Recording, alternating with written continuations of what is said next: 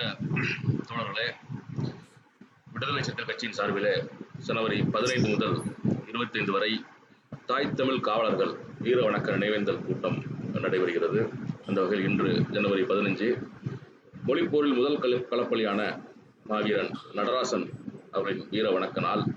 வீர வணக்க நினைவேந்தல் கூட்டம் நம்முடைய மகத்தான தலைவர் எழுச்சி தமிழர் அவர்களின் தலைமையிலே நடைபெறுகிறது. இந்த இணையவழி கருத்தமர்விற்கு வருகின்றிருக்கும் இணைந்திருக்கும் உங்கள் அனைவரையும், கட்சியின் முன்னணி பொறுப்பாளர்கள் உள்ளிட்ட அனைவரையும் வருக வருக என வரவேற்கிறோம். நிகழ்ச்சியை இணையவழி வீர வணக்க நினைவேந்தலை தலைமை வகித்து நடத்திட அண்ணன் எழுச்சி தமிழர் அவர்களை அன்போடு அழைக்கின்றோம்.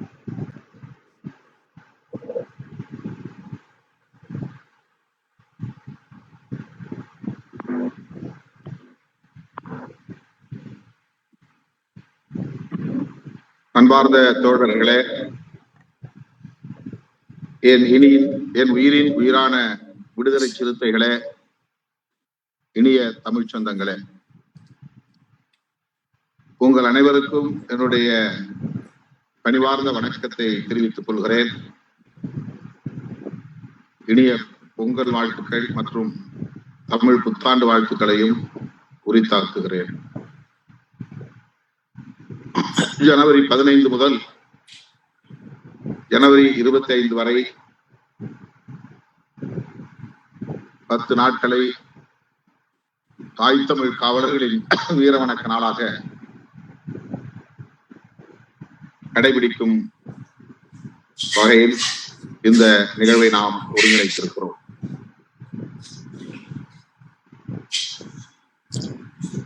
கட்சியின் பொதுச் செயலாளர் தோழர் சிந்தனை செல்வன் அவர்கள் நோக்க உரை ஆற்றவிருக்கிறார். பொதுச் செயலாளர் தோழர் ரவிக்குமார் அவர்கள் சிறப்புரை ஆற்றவிருக்கிறார். இன்று முதல் மொழிப்போர் தியாகி, முதல் மொழிப்போர்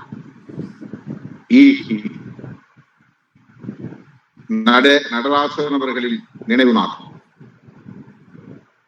மொழிப்போர்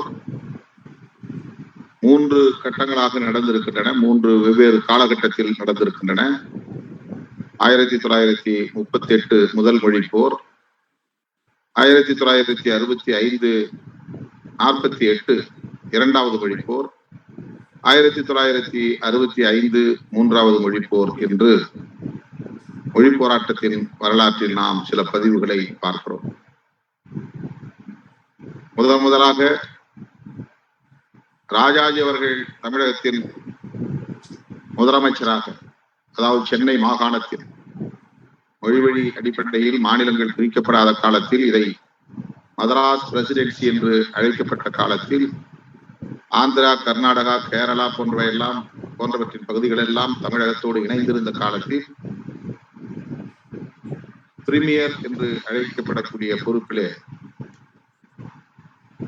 அப்போது இருந்தவர் ராஜாஜி அவர் இந்தி அவசியம் கற்க வேண்டும் என்று முடிவெடுத்த காலத்தில் இந்தி திணிப்பு கூடாது என்று வெடித்த முதல் மொழிப்போர்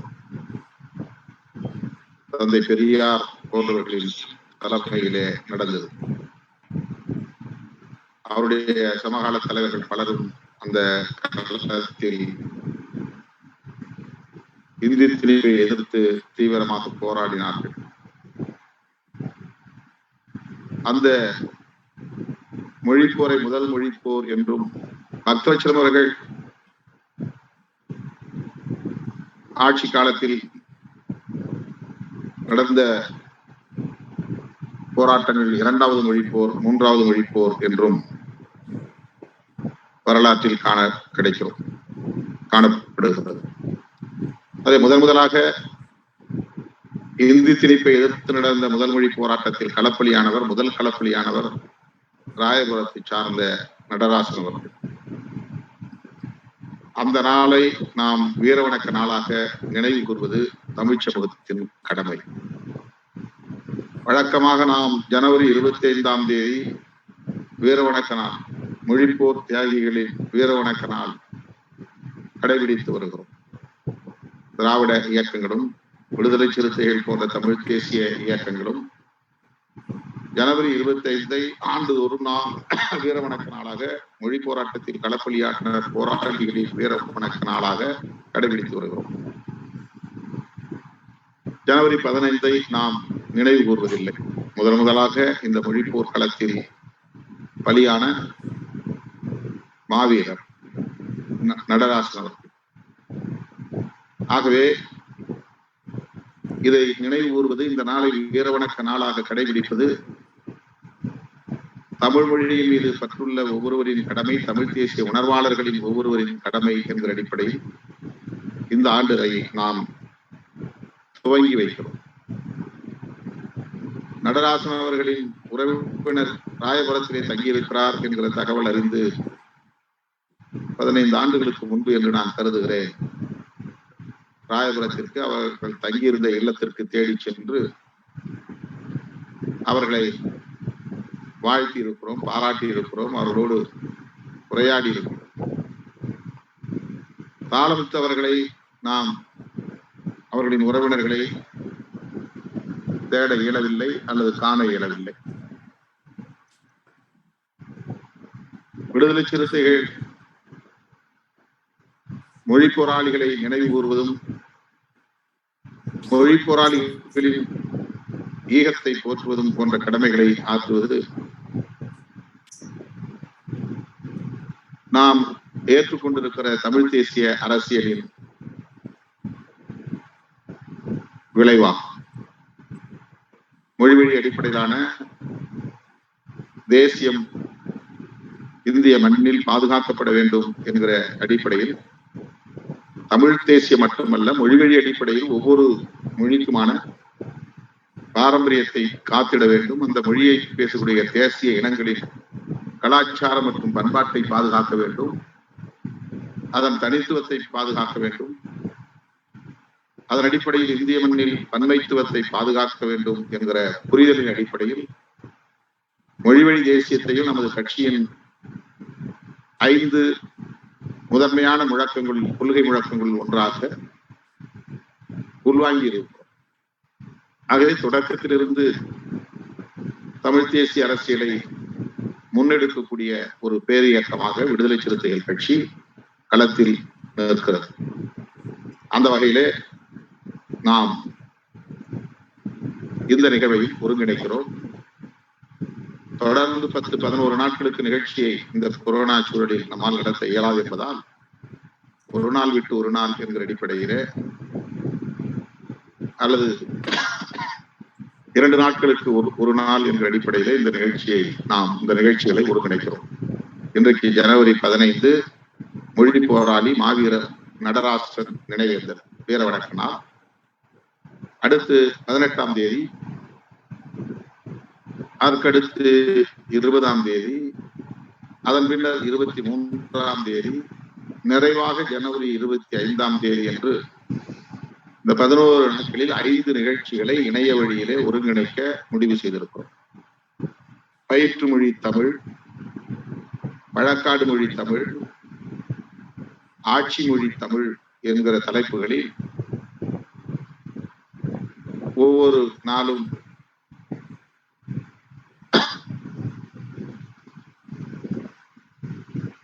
ஒருவர் என்கிற அடிப்படையில் பேச இருக்கின்றனர். 18ஆம் தேதி நடைபெறவிருக்கிற இணைய வழி கருத்தமர்வில் பயிற்று மொழி தமிழ் என்கிற தலைப்பில் பேராசிரியர் அருணன் அவர்கள் சிறப்புரை ஆற்றுகிறார். ஒவ்வொரு நிகழ்ச்சிக்கும் ஒருவர் என்கிற அடிப்படையில் மட்டுமே நிகழ்ச்சியை நாம் ஒருங்கிணைத்திருக்கிறோம். 18ஆம் தேதி பேராசிரியர் அருணன் அவர்கள் பயிற்று மொழி தமிழ் என்கிற கருத்தில் என்கிற தலைப்பில் உரையாற்றுகிறார். 20ஆம் தேதி வழக்காடு மொழி தமிழ், உயர் நீதிமன்றம் உள்ளிட்ட மேல்முறையீட்டு நீதிமன்றங்களில் தமிழ்நாட்டில் உயர் நீதிமன்றம் 2 இடங்களில் இருக்கிறது. சென்னையிலும் மதுரையிலும். ஆகவே இந்த உயர்நீதிமன்ற மேல்முறையீட்டு மன்றங்களில் தமிழில் வாதாடுவதற்கு, தமிழில் தீர்ப்பை பெறுவதற்கு உரிமை வேண்டும் என்கிற அடிப்படையிலே வழக்காடு மொழி தமிழ் என்கிற தலைப்பில் நீதியரசர் ஹரி பரந்தாமன் அவர்கள் உரையாற்ற இருக்கிறார். 23ஆம் தேதி ஆட்சி மொழி தமிழ் விஐடி பல்கலைக்கழகத்தின் வேந்தர் மேனாள் அமைச்சர் திரு கோ விஸ்வநாதன் அவர்கள் உரையாற்ற இருக்கிறார். கடைசியாக நிறைவு நாள் ஜனவரி 25ஆம் நாள் வழக்கம் போல சென்னையில் உள்ள தோழர்கள், மாவட்ட பொறுப்பாளர்கள், மாநில பொறுப்பாளர்கள், வட்ட பொறுப்பாளர்கள், துணைநிலை அமைப்புகளை சார்ந்த நிர்வாகிகள் குறுக்குப்பேட்டை மூலக்கொத்தளம் இடுகாட்டிலே உள்ள நினைவிடத்தில், நடராசன், தாளமுத்து ஆகியோரின் நினைவிடத்தில் மலர்வளை வைத்து அஞ்சலி செலுத்துவார்கள்.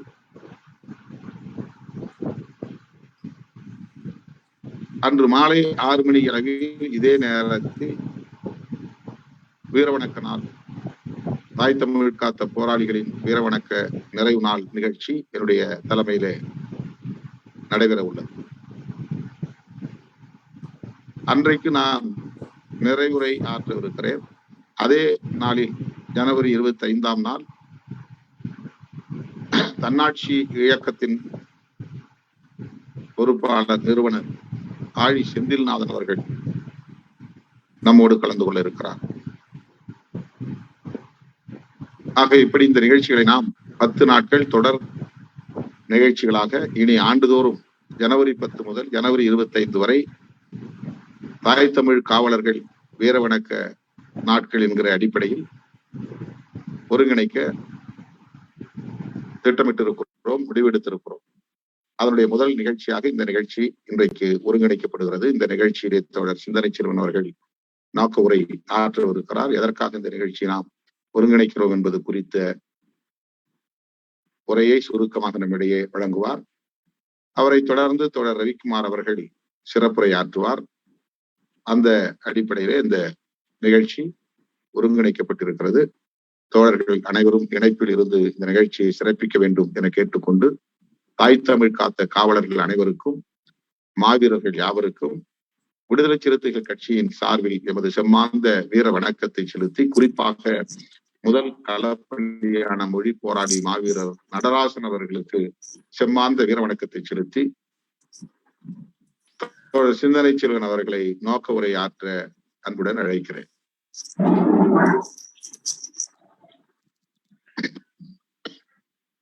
தாய் தமிழ் காவலர்களின் ஈகத்தை போற்றுகிற வகையிலே ஒருங்கிணைக்கப்பட்டிருக்கிற இந்த இணையவழி கருத்தரங்கத்திற்கு தலைமையேற்று இதனை நெறியாளுகை செய்து கொண்டிருக்கிற, எங்களின் வாழ்க்கையை அர்த்தப்படுத்திக் கொண்டிருக்கிற மரியாதைக்குரிய எழுச்சி தமிழர் அன்பு தலைவர் அவர்களே, தனக்கே உரிய கருத்தாளுமையோடு இந்த களத்தில் ஒரு புதிய வெளிச்சத்தை பாய்ச்சிக் கொண்டிருக்கிற விடுதலை சிறுத்தைகளின் பொதுச் செயலாளர், விழுப்புரம் நாடாளுமன்ற உறுப்பினர் அருமை தோழர் ரவிக்குமார் அவர்களே, தம்பி சஜன் உள்ளிட்ட இந்த நிகழ்ச்சியை ஒருங்கிணைத்துக் கொண்டிருக்கிற நண்பர்களே, இணைப்பில் இணைந்திருக்கிற தமிழ் உறவுகளே, உங்கள் அனைவருக்கும் எனது பணிவான வணக்கத்தையும் தமிழர் திருநாள் வாழ்த்துக்களையும் தெரிவித்துக் கொள்கிறேன். 2 நாள் வழக்கமாக தலைவர் எடுத்துக் கொள்ளுகிற ஒரு நேச்சுரோபதி மருத்துவ சிகிச்சையிலே அவர் இருந்த காரணத்தினாலே தலைவரை தொடர்பு கொள்ள முடியாத நிலை இருந்தது. இன்று அவரை நேரில் பார்த்த உணர்வு, அவரை பார்த்ததும் அவரது குரலை கேட்டதும் லட்சக்கணக்கான விடுதலை சிறுத்தைகளைப் போலவே எனக்கும் பெரிய மகிழ்ச்சியாகவும், அதே சமயத்தில் உண்மையான பொங்கல் உணர்வை தரக்கூடிய அனுபவமாகவும் இது அமைந்திருக்கிறது. ஆகவே மரியாதைக்குரிய தலைவர் அவர்களுக்கு மீண்டும் ஒருமுறை எனது சார்பிலே எனது பணிவான வணக்கத்தையும் தமிழ் திருநாள் வாழ்த்துக்களையும் தெரிவித்துக் கொள்கிறேன். இன்று பண்பாட்டு அரசியல் மிகவும் வலிமையாக நகர்ந்து கொண்டிருக்கிறது. இத்தகைய பண்பாட்டு அரசியல் என்பதை புரிந்து கொள்வது மிகப்பெரிய சவாலான விஷயமாக மாறியிருக்கிறது. நீண்ட நெடிய காலமாக அனைத்து உரையாடல்களிலிருந்தும் தள்ளி வைக்கப்பட்டிருக்கிற அல்லது புறந்தள்ளப்பட்டிருக்கிற இந்த மண்ணின் பூர்வகுடிகளான நாம் இன்று நமக்கான உரையாடலை நாமே முன்னெடுத்து வருகிறோம். யாரோ ஒருவர் நம்மையும் சேர்த்து பேச வேண்டும், யாரோ ஒருவர் நம்மையும் சேர்த்து எழுத வேண்டும், யாரோ ஒருவர் நம்மையும் சேர்த்து வரைய வேண்டும் என்று எதிர்பார்த்த காலம் போய் நாம் தான் நம்மையும் எழுதியாக வேண்டும், பிறரையும் எழுதியாக வேண்டும், நாம் தான் நமக்கான வரலாற்றையும் பதிவு செய்தாக வேண்டும், உண்மையான தமிழ் தேசத்தின் வரலாற்றையும் பதிவு செய்ய வேண்டும் என்ற அடிப்படையில தலைவர் அவர்களின் வருகைக்கு பிறகு தன்னம்பிக்கையோடு விடுதலை சிறுத்தைகள் இந்த களத்தில் பயணப்பட்டுக் கொண்டிருக்கிறோம். அந்த அடிப்படையில இது வெறும் கால மாற்றம் மாத்திரமல்ல. மொழி வழி போரிலே இந்தி திணிப்புக்கு எதிரான நடந்த இந்த மொழி போர் என்று சொல்லப்படுகிற, உணர்ச்சி பூர்வமாக சொல்லப்படுகிற மொழிப்போர் தியாகிகள் என்று சொல்லப்படுகிற அந்த பதம் என்பது எப்பொழுதும் தாளமுத்து நடராசன் என்றே பதிவாகியிருக்கிறது. ஆனால் ஒரு சின்ன மாற்றம்தான். அதை காலவரிசைப்படி முறையாக பதிவு செய்ய வேண்டும் என்று சொன்னால் நடராசன் தாளமுத்து என்று பதிவு செய்வது சரியாக இருக்கும். இந்த சின்ன மாற்றத்தில் என்ன நடந்துவிடப் போகிறது என்பதுதான் பலருக்கும் இருக்கிற கேள்வி.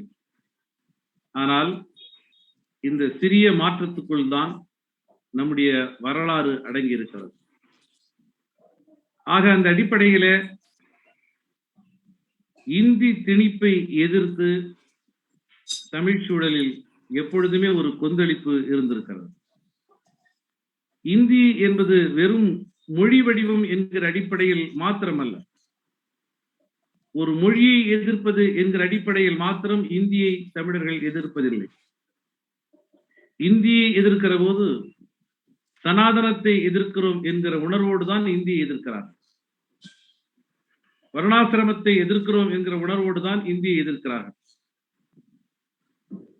பார்ப்பனிய கட்டுக்கதைகளை எதிர்க்கிறோம் என்கிற உணர்வோடு தான் இந்தியை எதிர்க்கிறார்கள். பார்ப்பனியம் என்கிற சொல்லால் புரிந்து கொள்ளப்பட்டிருக்கிற சனாதன உரையாடலை ஏற்றுக்கொள்ள முடியாது என்கிற அடிப்படையில் தான் தமிழகத்தில் எப்பொழுதுமே இந்திக்கு எதிரான ஒரு மனோநிலை இருந்திருக்கிறது. ஆக இந்தி என்பது வடிவமாக இருந்து சனாதனம் என்பது அதன் உள்ளடக்கமாக இருக்குமானால் தமிழ் என்பது என்னவாக இருக்கிறது, அதன் உள்ளடக்கம் என்னவாக இருக்கிறது என்பது நம் முன்னால் இருக்கிற கேள்வி. ஆகவே தமிழ் என்கிற வடிவத்தை மாத்திரம் முன்னிறுத்துவதல்ல நம்முடைய நோக்கம். தமிழ் என்று முன்வைக்கிற போது சமத்துவத்தையும் சமத்துவத்திற்கான தமிழர்களின் மெய்யியல் மரபையும் முன்னிறுத்துவதுதான் தமிழை உயர்த்தி பிடிக்கிறவர்களின் நோக்கமாக இருக்க முடியும். அந்த அடிப்படையிலே தான் 30 ஆண்டுகளுக்கு முன்னால் இந்த மண்ணில் இனியும் நாங்கள் ஆடுகள் அல்ல, இளிச்சவாய கூட்டமும் அல்ல என்று முழங்கிய எழுச்சி தமிழர் அவர்கள் தமிழ் என்கிற சொல்லை எங்கெல்லாம் பயன்படுத்தினாரோ அங்கெல்லாம் அதை ஒரு சமத்துவத்தின் அடையாளமாக, சாதி ஒழிப்பின் அடையாளமாக, சனாதனத்தின் எதிர்ப்பு குறியீடாகவே பயன்படுத்தி வந்திருக்கிறார். ஆனால் அண்மை காலமாக எவ்வாறு புரட்சியாளர் அம்பேத்கரை பேச மறுத்தவர்கள், அம்பேத்கரை பிரிட்டிஷரின் கைகூலி என்று சொன்னவர்கள், அம்பேத்கர் என்பது ஒரு பொய்யான கற்பிதம் என்று விமர்சித்தவர்கள், அதற்காக நூல்களை எல்லாம் ஆங்கிலத்தில் அருண்சோரி போன்றவர்கள் எப்படிப்பட்ட நூல்களை எழுதினார்கள் என்பதெல்லாம் நாம் அறிவோம். ஆகவே அவ்வாறு அம்பேத்கரை புறந்தள்ளியவர்கள், புறந்தள்ள முடியாத அளவிற்கு அம்பேத்கர் என்கிற ஆளுமை உயர்த்தி பிடிக்கப்படுகிற போது ஒடுக்கப்பட்ட சமூகம் தலை நிமிர்ந்து கண் விழித்து புரட்சியாளர் அம்பேத்கருடைய கொள்கையை உயர்த்தி பிடிக்கிற போது வேறு வழியில்லாமல் அம்பேத்கரை அவர்கள் தேடி வருகிறார். இப்பொழுது அம்பேத்கருக்கு காவி பூசுகிற முயற்சியிலே ஈடுபடுகிறார். அம்பேத்கர் சமஸ்கிருதத்தை தான் உயர்த்தி பிடித்தார் என்றெல்லாம் பேசுகிறார்கள். அம்பேத்கர் இஸ்லாமியர்களின் போக்கை இவ்வாறெல்லாம் விமர்சித்திருக்கிறார் என்றெல்லாம் தங்களுக்கு ஆதரவான நிலையிலே இருந்து அம்பேத்கரை திரிக்க முயற்சி செய்கிறார்கள்.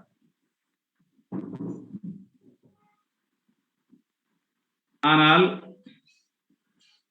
புரட்சியாளர் அம்பேத்கரை மிகச் சரியான அர்த்தத்தில் தொடர்ந்து முன்னெடுத்துக் கொண்டு போக வேண்டிய தேவை நமக்கு இருக்கிறது. ஐயன் திருவள்ளுவனை இழிவுபடுத்தினார்கள். ஆண்டாள் என்று சொல்லப்படுகிற எச் ராஜா போன்றவர்களால் மீண்டும் ஆண்டாள் என்கிற உரையாடல் தமிழகத்திலே நிகழத் தொடங்கியது. மிக அருவருப்பான முறையிலே சனாதன சக்திகள் அந்த அடையாளத்தை முன்னிறுத்தி கவிஞர் வைரமுத்து போன்றவர்களுக்கு எதிராக பாய்ந்தார்கள் என்பதை நாம் அறிவோம். ஆண்டாள் பாடிய திருப்பாவையிலேயே அவரது பாடலிலேயே தீக்குறளை ஓதோம் என்று சொல்லப்படுகிற வாக்கியத்தையும் நாம் பார்க்கிறோம். ஆகவே அந்த அடிப்படையிலே திருக்குறளுக்கு எதிராக நின்றார்கள். திருக்குறள் முன்வைக்கிற மெய்யறிவை யாரெல்லாம் ஏற்றுக்கொண்டார்களோ அவர்களையெல்லாம் கழுவிலேற்றி கொன்றார்கள். திருக்குறள் என்கிற நூலை ஆடி 18 என்கிற நாளிலே ஆற்றில் வீசி எறிந்து அத்தகைய மெய்யறிவு நூல்களே தமிழர் கைகளில் இருக்கக்கூடாது என்றெல்லாம் முயற்சித்தார்கள். அதையெல்லாம் தாண்டி இந்த திருக்குறள் இன்று உலக பொதுமறையாய் தலை நிமிர்ந்து இருக்கிற போது திருவள்ளுவரை அவர்கள் காவி சாயம் பூசி ஏற்றுக்கொள்ள முயற்சிக்கிறார்கள். இந்த அடிப்படையில் தான் தமிழ் என்கிற இந்த அடையாளத்தையும், தமிழ் நீச பாஷை என்று சொன்னவர்கள், தமிழை கோவிலுக்குள் பயன்படுத்தக்கூடாது என்று மறுதளித்தவர்கள் இன்று வேறு வழியில்லாத நிலையில தமிழையும் தனக்கான மொழியாக, சனாதனத்திற்கான மொழியாக அதன் உள்ளடக்கத்தை மாற்ற முயற்சி செய்கிறார்கள். ஆக தமிழ் என்கிற வடிவத்துக்கு உள்ளே இருக்கிற உள்ளடக்கத்தை சனாதன உள்ளடக்கமாக மாற்றி தமிழ் என்கிற வடிவத்தை அப்படியே கொண்டாடுவது என்கிற நிலைதான் சனாதன சக்திகளின் முயற்சியாக, தொடர் முயற்சியாக அமைந்திருக்கிறது. இப்படிப்பட்ட நிலையில்தான் இன்று நாம் தாய் தமிழுக்காக தன்னுயிரை தந்த போராளிகளுக்கு ஜனவரி 15ஆம் தேதி முதல் ஜனவரி 25ஆம் தேதி வரை அதை தொடர்ச்சியான ஒரு வீர வணக்க கொண்டாட்டத்திற்கான நாளாக அனுசரிக்கிற முயற்சியை முன்னெடுத்திருக்கிறோம். தமிழ் பரப்பில் இந்த முயற்சியை முன்னெடுத்திருக்கிற எழுச்சி தமிழர் அவரது இந்த முயற்சி தமிழ் சூழலில் ஒரு மகத்தான மாற்றத்தை உருவாக்கும் என்று நான் நம்புகிறேன்.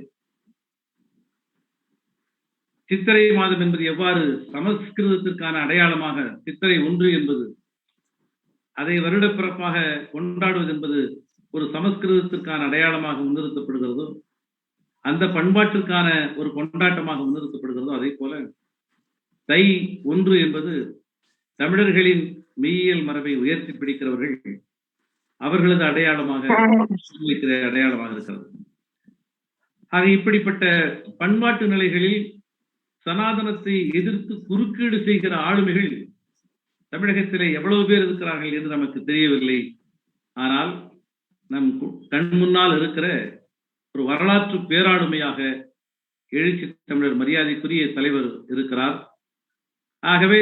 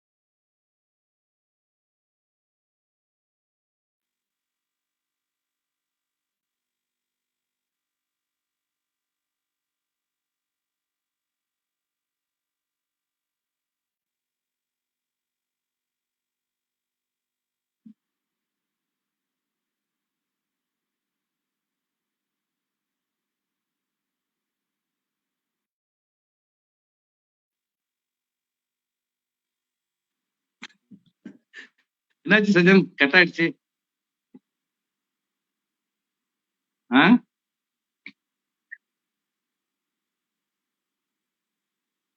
தெரியலீங்களே.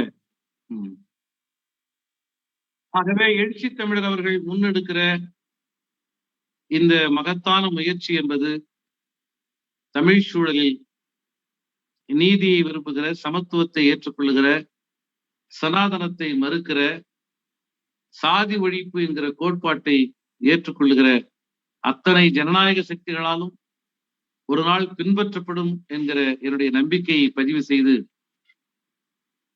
காலம் தந்த கருத்தியல் ஆளுமையாக எந்த பொருளை முன்வைத்தாலும் அதை செறிவாக, எவராலும் அதை மறுக்க முடியாது என்கிற அடிப்படையிலே ஆழமாக முன்வைக்கிற நம்முடைய அருமை தோழர் பொதுச் செயலாளர் எழுத்தாளர் ரவிக்குமார் அவர்களுக்கு என் நெஞ்சம் நிறைந்த நன்றியை சொல்லி, சட்டமன்றத்திலே சில கோரிக்கைகளை முன்வைத்து உடனடியாக அந்த கோரிக்கைகள் மாண்புமிகு முதல்வர் அவர்களால் ஏற்றுக்கொள்ளப்பட்டிருக்கிறது. அந்த வெற்றியை எழுச்சி தமிழருக்கும் விடுதலை சிறுத்தைகளுக்கும் காணிக்கையாக்கி எனது நோக்க உரையை நிறைவு செய்கிறேன். நன்றி, வணக்கம்.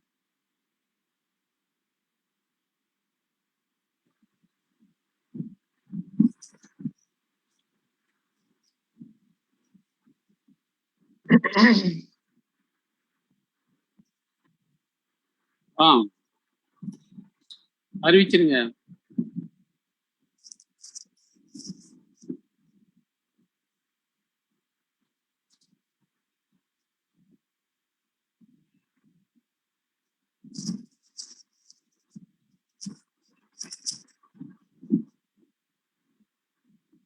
பேசுங்க, அது சொல்லுங்க.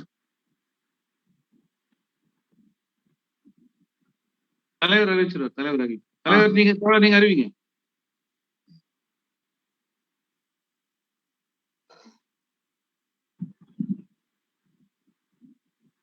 நமது கட்சியின் பொதுச் செயலாளர், நாடாளுமன்ற உறுப்பினர், அருமை தோழர் ரவிக்குமார் அவர்கள் இப்போது மொழிப்போராளி, முதல் களப்பலியான மொழிப்போர் ஈகி நடராசன் அவர்களை நினைவு கூர்ந்து மொழி போராட்ட வரலாறு குறித்து, மொழி போராட்டத்தில் ஒடுக்கப்பட்டோரின், பூர்வீக குடியினரின், ஆதி குடியினரின் பங்களிப்புகள் குறித்து விரிவாக சிறப்புரையாற்றுவார்.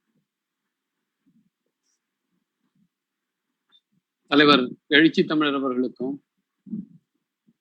இந்த இணைய வழி நிகழ்விலே பங்கேற்றிருக்கின்ற தோழர்களுக்கும் இந்த தொடர் நிகழ்வின் நோக்க உரையை ஆற்றி சிறப்பித்திருக்கின்ற விடுதலை சிறுத்தைகள் கட்சியினுடைய பொதுச் செயலாளரும் சட்டமன்ற குழு தலைவருமான தோழர் சிந்தனை செல்வன் அவர்களுக்கும், இதை இணைய வழியிலே ஒருங்கிணைத்துக் கொண்டிருக்கின்ற தோழர் சஜன் அவர்களுக்கும் என்னுடைய வணக்கத்தையும் நன்றியையும் முதலில் தெரிவித்துக் கொள்கின்றேன். இது வரலாற்றிலே மிக முக்கியமான ஒரு நாள். இப்படி பல நாட்களை நாம் சொல்வது உண்டு. ஆனால் மெய்யாகவே இந்த நாள் வரலாற்று சிறப்பு வாய்ந்த நாள். விடுதலை சிறுத்தைகள் கட்சி தமிழ்நாட்டிலே இருக்கின்ற கட்சிகளில் ஒன்றாக இருக்கிற ஒரு கட்சி அல்ல. தமிழ்நாட்டினுடைய அரசியல் போக்கை திசை திருப்புகிற, அதை வழிநடத்துகிற கட்சியாக இது எழுச்சி பெற்று வருகிறது. தலைவர் எழுச்சி தமிழர் அவர்களும் நானும் நாடாளுமன்றத்துக்கு தேர்ந்தெடுக்கப்பட்டு போனதுமே முதல் பணியாக பிற்படுத்தப்பட்ட சமூகத்தை சார்ந்த மாணவர்கள் அகில இந்திய தொகுப்பு இடங்களிலே மருத்துவ படிப்பில் வாய்ப்பை பெற முடியாமல் இருக்கிறது. அவர்களுக்கு இடஒதுக்கீடு இல்லாத நிலை இருக்கிறது. எனவே அதை அரசின் கவனத்துக்கு எடுத்துச் செல்ல வேண்டும், அது தொடர்பான கோரிக்கையை கொடுக்க வேண்டும் என்று சொல்லி தலைவரும் நானும் அன்றைய சுகாதாரத்துறை அமைச்சர் ஹர்ஷ்வர்தன் அவர்களை 2019 ஆண்டு ஜூன் மாதம் 28 சந்தித்து கடிதம் ஒன்றை அளித்தோம். அதில அகில இந்திய தொகுப்பு இடங்களில் இதர பிற்படுத்தப்பட்ட சமூகத்து மாணவர்களுக்கு இடஒதுக்கீடு இல்லாத காரணத்தினால் எப்படி இந்தியா முழுவதும் பல்லாயிரக்கணக்கான மருத்துவ படிப்பு இடங்கள் பறிபோய் கொண்டிருக்கின்றன என்பதை சுட்டி காட்டியிருந்தோம். தமிழ்நாடு தொடர்பான புள்ளி விவரங்களை அதில் தந்திருந்தோம். அந்த கடிதத்தை வாங்கி படித்து பார்த்த அமைச்சர் ஹர்ஷ்வர்தன் அவர்கள், இது கொள்கை முடிவு எடுக்க வேண்டிய பிரச்சனை, எனவே உள்துறை அமைச்சர், பிரதமர் போன்றவர்கள் தான் இதில் முடிவெடுக்க முடியும் என்று அந்த கடிதங்களை வாங்கி வைத்துக் கொண்டார். இது நாளேடுகளிலே, தொலைக்காட்சி நிகழ்ச்சிகளிலே, செய்திகளிலே இந்த சந்திப்பு செய்தியாக வெளியிடப்பட்டது. அதன் பிறகுதான் இப்படி ஒரு அநீதி இழைக்கப்படுகிறது என்ற ஒரு அதிர்ச்சி தரும் உண்மையே வெளி உலகுக்கு தெரிந்தது. அதன் பிறகு திராவிட முன்னேற்ற கழகமும் தமிழ்நாட்டிலே இருக்கின்ற அனைத்து கட்சிகளும் இதிலே கவனத்தை செலுத்தினார்கள். விடுதலை சிறுத்தைகள் கட்சியின் சார்பிலே தலைவர் பெயரில் உச்ச நீதிமன்றத்தில் வழக்கு தொடுத்தோம். திராவிட முன்னேற்ற கழகம் வழக்கு தொடுத்தது. ஆனால் அந்த வழக்குகளை விசாரித்த நீதிபதி, இதை நான் தள்ளுபடி செய்வேன், நீங்களே திரும்ப பெற்றுக் கொள்கிறீர்களா அல்லது தள்ளுபடி செய்யட்டுமா என்று கேட்டபோது அதை திரும்ப பெற்று திராவிட முன்னேற்ற கழகமும் மற்ற அரசியல் கட்சிகளும் சென்னை உயர்நீதிமன்றத்திலே வழக்கு தொடுத்தார்கள். நாம் 27 விழுக்காடு இடஒதுக்கீடு வேண்டும் என்று கேட்டிருந்தோம். நம்முடைய கோரிக்கை வேறாக இருந்த காரணத்தினால் அந்த மனுக்கள் திரும்ப பெற்ற நேரத்திலே அந்த மனுக்களோடு சேர்த்து நம்முடைய மனு விசாரிக்கப்படவில்லை. நம்முடைய மனு விசாரிக்கப்படாமல் இருந்த காரணத்தினால் நாம் உடனடியாக சென்னை உயர்நீதிமன்றத்திலே வழக்கு தொடுக்க முடியவில்லை. சில நாட்கள் கழித்து சென்னை உயர்நீதிமன்றத்திலே 27 விழுக்காடு இடஒதுக்கீடு கொடுக்கலாம் என்று ஆணையிடப்பட்டது. அதுவரை நம்முடைய மனு உச்ச நீதிமன்றத்திலே நிலுவையில் தான் இருந்தது. உச்ச நீதிமன்றத்தில் நிலுவையில் இருக்கும் போது உயர் நீதிமன்றத்துக்கு நாம் வர முடியாத நிலையிலேதான் சென்னை உயர் நீதிமன்றத்திலே நாம் வழக்கு தொடுக்கவில்லை.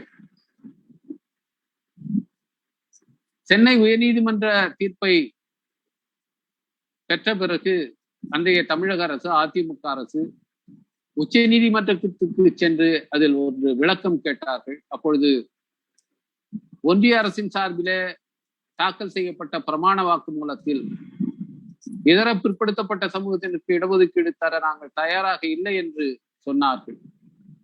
அது இங்கே மிகப்பெரிய கிளர்ச்சியை ஏற்படுத்தியது. பலரும் அதற்கு எதிர்ப்பு தெரிவித்தார்கள், கண்டனம் தெரிவித்தார்கள். கொரோனா பெருந்தொற்று காலத்திலே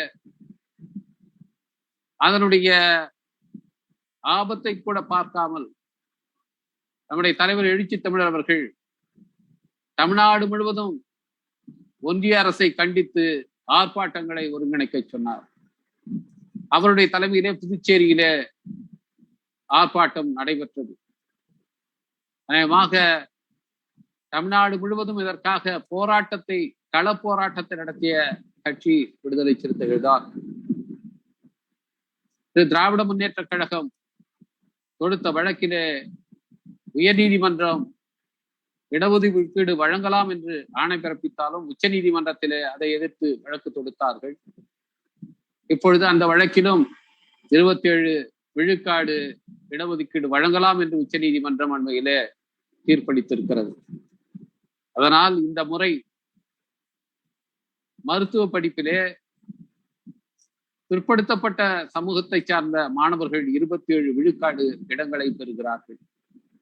இந்தியா முழுவதும் பல்லாயிரக்கணக்கான பிற்படுத்தப்பட்ட சமூக மாணவர்கள் மருத்துவ படிப்பில் இடங்களை பெறுவதற்கு காரணம் விடுதலை சிறுத்தைகள் கட்சி முதலிலே அதை அரசியல் களத்திலே கவனத்துக்கு கொண்டு வந்து அமைச்சரிடத்திலே அளித்த மனுதான். அதற்காக நம்முடைய தலைவர் எழுச்சி தமிழர் அவர்களுக்கு உங்கள் சார்பிலே இங்கே பங்கேற்றிருக்கிற தோழர்கள் சார்பிலே என்னுடைய உளமார்ந்த பாராட்டுக்களை நான் தெரிவித்துக் கொள்கிறேன். சமூக நீதி, சமூகங்களின் ஒற்றுமை என்ற முழக்கத்தை முன்வைத்து தமிழ்நாடு முழுவதும் இன்றைக்கு பல்வேறு இடங்களில் மாநாடுகளை ஒருங்கிணைத்து நமது கட்சி நடத்தி கொண்டிருக்கிறது. அதற்கான வழிகாட்டுதலை தலைவர் அவர்கள் தந்திருக்கின்றார். இதை ஏதோ தேர்தல் உத்தியாக, வாக்குகளை பெறும் தந்திரமாக கையாளாமல் உண்மையிலேயே பிற்படுத்தப்பட்ட சமூகத்தினருக்கும் ஒடுக்கப்பட்ட சமூகத்திற்குமான ஒற்றுமையை கட்டமைக்கிற ஒரு தொலைநோக்கு பார்வையோடு தலைவர் அவர்கள் இந்த பணிகளை முன்னெடுத்திருக்கிறார். அதனுடைய ஒரு அங்கம்தான் மருத்துவ படிப்பிலே இன்றைக்கு இதர பிற்படுத்தப்பட்ட சமூகத்தினருக்கு 27 விழுக்காடு வருவதற்கு வழியமைத்து தந்த அவருடைய முன்னெடுப்பாகும். அதுபோலத்தான் மொழியுரிமை களத்திலும் அவருடைய பங்களிப்பு என்பது மகத்தானது. 2004ஆம் ஆண்டிலே பாட்டாளி மக்கள் கட்சியும் இன்னும் தமிழ் தேசிய இயக்கங்களையும் ஒருங்கிணைத்து தமிழ் பாதுகாப்பு இயக்கம் என்ற ஒரு இயக்கத்தை அவர் உருவாக்கினார். அவரது தலைமையில் உருவாக்கப்பட்ட அந்த இயக்கம் தமிழ்நாடு முழுவதும் தமிழ் உரிமை காப்பு முழக்கத்தை முன்னெடுத்து தமிழ்நாட்டின் 4 திசைகளிலிருந்தும் ஊர்தி பயணங்களை மேற்கொண்டு 2005ஆம் ஆண்டிலே திருச்சியிலே 3வது மொழிப்போர் மாநாடு, மொழிப்போர் அறிவிப்பு மாநாடு என்று லட்சோப லட்சம் விடுதலை சிறுத்தைகள் திரண்ட ஒரு மாநாட்டை அவர் நடத்தி காட்டினார். தமிழ் உரிமை மீட்பு களத்திலே தலைமையேற்கும் தகுதி தனக்கு இருக்கிறது என்பதை நிரூபணம் செய்த நிகழ்வு அது. அந்த மாநாட்டின் போதுதான் தீண்டப்படாத தியாகம் என்ற ஒரு சிறு நூலை மாநாட்டுக்கு வந்திருந்த தோழர்கள் மத்தியில நான் அச்சிட்டு விநியோகித்தேன். அது மாநாட்டு மேடையிலே வெளியிடப்பட்ட நூல் அல்ல, மாநாட்டு திடலிலே குழுமியிருந்தவர்களுடைய மத்தியிலே பரப்பப்பட்ட நூல். ஏன் தீண்டப்படாத தியாகம் என்று அதற்கு பெயரிட்டேன் என்று சொன்னால், முதலாவது மொழிப்போரிலே முதல் களப்பலியான நடராசனுடைய அந்த ஈகம் என்பது உரிய முறையில் அங்கீகரிக்கப்படவில்லை என்ற ஆற்றாமையின் விளைவுதான். அவருடைய மரணம் ஜனவரி 15ஆம் நாள் நிகழ்ந்த காரணத்தினாலே, அது பொங்கல் திருநாள் வருகின்ற நாள் என்கின்ற காரணத்தினாலே அதை கடைபிடிக்க, நினைவு கூற தயக்கம் இருந்திருக்கலாம். ஆனால் ஒவ்வொரு ஆண்டும் அதை நினைவு கூறாமல் போகிருந்தாலும் நிலையான ஒரு நினைவை அந்த நாளை சுட்டுவது விதத்திலே ஆட்சியாளர்கள் எண்ணியிருந்தால் ஏற்படுத்தி இருக்க முடியும். ஆட்சியாளர்கள் மட்டுமல்ல, தமிழ் தேசிய உணர்வாளர்கள் எண்ணியிருந்தால் ஏற்படுத்தி இருக்க முடியும். ஆனால் அது ஏன் நடக்கவில்லை என்கின்ற ஒரு கேள்வி என்னை அரித்துக் கொண்டிருந்தது. நடராசனுடைய நினைவு மட்டுமல்ல, அவருடைய ஈகம் மட்டுமல்ல, தமிழ் மொழி உரிமைக்காக பாடாற்றிய இந்த ஒடுக்கப்பட்ட சமூகத்தை சார்ந்த ஆளுமைகளுடைய அத்தனை பங்களிப்புகளுமே அங்கீகரிக்கப்படாத, புறக்கணிக்கப்பட்ட காலமாக இருந்த காலம் அது. அயோத்திதாச பண்டிதர் அவர்களுடைய பங்களிப்புகளை பற்றி அப்பொழுதுதான் நாம் பேசத் தொடங்கி இருந்தோம். 1999ஆம் ஆண்டிலே தான் அவருடைய படைப்புகளை 5 தொகுதிகளாக முதல்ல நான் வெளியிட்டேன். அதே காலத்திலே தான் அலாய்சியஸ் அவர்கள் பண்டிதருடைய எழுத்துக்களை தொகுத்து 2 தொகுதிகளாக பாளையங்கோட்டையிலிருந்து வெளியிட்டார். அப்படி வெளியிட்டது மட்டுமல்ல, அயோத்தியாச பண்டிதருடைய பொருத்தப்பாட்டை, அவருடைய கூறிய விமர்சன நோக்கை, தமிழ் வரலாற்றுக்கு அவர் அளித்த புதுமையான விளக்கங்களை, பூர்வ பௌத்தர்கள் என்ற அடையாளத்தை மீட்பதற்கு அவர் கையாண்ட உத்திகளை தொடர்ந்து முன்னெடுத்து சென்றோம். அவருடைய பார்வையில நந்தனுடைய வரலாற்றை மீளுருவாக்கம் செய்தோம். இப்படி தொடர்ந்து செயல்பட்ட காரணத்தினாலே கொஞ்சம் கொஞ்சமாக பண்டிதருடைய பெயர் நிலை பெற்றது. அப்போதுதான் ஒன்றிய அரசியல் அமைச்சராக இருந்த திரு தலித் இளநிலை அவர்கள் அவருடைய அமைச்சகத்தின் சார்பில் சென்னையில் சித்த மருத்துவ ஆய்வு மையம் ஒன்று துவக்கப்பட்டது. அவரிடத்திலே பேசி அந்த ஆய்வு மையத்துக்கு அயோத்திதாச பண்டிதர் பெயரை வைக்க வேண்டும் என்று வலியுறுத்தினோம். அதற்கான கோப்பு ஒன்றை தயாரித்து அவரிடத்திலே அளித்தோம். அந்த ஆய்வு மையத்திலே பண்டிதருடைய சிலை ஒன்றை நிறுவ வேண்டும் என்றும் வலியுறுத்தினோம். அது அவ்வளவு எளிதாக அது நடந்துவிடவில்லை. அதற்காக முன்னெடுப்புகளை அவர் செய்தார். அதற்கான அடிக்கல் நாட்டு விழா அவர் காலத்தில் நடந்தது. அதற்கு பின்னர் அதே சுகாதாரத்துறை அமைச்சராக பொறுப்பேற்ற அன்புமணி அவர்களுடைய காலத்தில் அந்த மையம் உருவான போது அதற்கு அயோத்திதாஸ் பண்டிதர் பெயரை வைப்பதற்கு அவர் மறுத்தார்கள். அந்த நேரத்திலே டெல்லியிலிருந்து வெளிவரும் பயணிர் என்ற ஆங்கில நாளேட்டிலே தான் கட்டுரை ஒன்றை அயோத்திதாஸ் பண்டிதருடைய பெயர் ஏன் வைக்க மறுக்கிறார்கள், பாலிடிக்ஸ் ஆஃப் நேமிங் என்கின்ற தலைப்பிலே கட்டுரை ஒன்றை எழுதினேன். அத்துடன் நம்முடைய தலைவர் எழுச்சி தமிழரிடத்திலும் இந்த தகவல்களை எடுத்து சொன்னதும் அவர் கடுமையாக ஒரு அறிக்கை ஒன்றைக்கு வெளியிட்டார். அதன் பிறகு வேறு வழி இல்லாமல் பாட்டாளி மக்கள் கட்சியினுடைய அமைச்சர் அன்புமணி ராமதாஸ் அவர்கள் பணிந்தார். நேரடியாக நம்முடைய தலைவர் அவர்களுக்கே தொலைபேசியில் கூப்பிட்டு அந்த மையத்துக்கு அயோத்திதாஸ் பண்டிதர் பெயரை வைக்கிறோம் என்கிற தகவலை அவர் தெரிவித்தார். அப்படி அந்த மையத்துக்கு பெயர் சூட்டுவதிலும் நம்முடைய தலைவர் அவருடைய பங்கு என்பது முகாமையாக இருந்தது என்பதை இங்கே நான் பெருமையோடு சுட்டிக்காட்டுகிறேன். இப்படி தமிழுக்கு பங்களிப்பு செய்தவர்கள் அவர்களுடைய அந்த பங்களிப்பை, அவர்கள் ஆற்றிய தொண்டை நினைவு கூறுவதற்கு கூட இவ்வளவு நெருக்கடிகளை நாம் சந்திக்க வேண்டியிருந்தது. தமிழ்நாட்டிலே அச்சு என்கிற சாதனம் காலனியா ஆட்சியாளர்களால் அறிமுகப்படுத்தப்பட்ட பிறகு ஏராளமான புராணங்கள் இங்கே அச்சு ஏறியது. சமஸ்கிருதம் கலந்த தமிழிலே எழுதுவதுதான் மேதமையின் சாட்சியம் என்று ஒரு எண்ணம் இருந்த நேரம் அது. அதனால் அப்போது நடத்தப்பட்ட ஏடுகளுடைய பெயர்களை பார்த்தால் எதுவுமே தூய தமிழ் பெயர்கள் இருக்காது. அந்த நேரத்திலே 1907ஆம் ஆண்டிலே தமிழன் என்ற பெயரை இட்டு வார ஏட்டை நடத்தியவர் அயோத்திதாச பண்டிதர் அவர்கள். அது மட்டுமல்ல, தமிழ் மொழியை சாதி ஒழிப்புக்கான கருவியாக பயன்படுத்த முயற்சித்தவர் அவர்.